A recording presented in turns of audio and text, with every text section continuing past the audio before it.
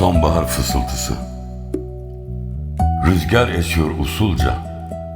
Sarı yapraklar kopuyor dallardan.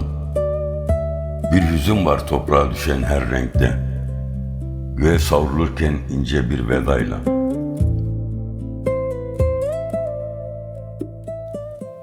Dallar çıplak kalıyor, sessiz.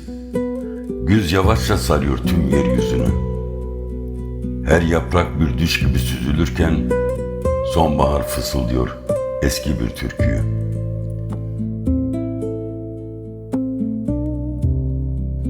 Her dökülen yaprakta bir anı gizli.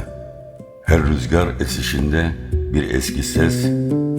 Doğa usulca uykuya dalarken yapraklar düşer toprağa değersiz.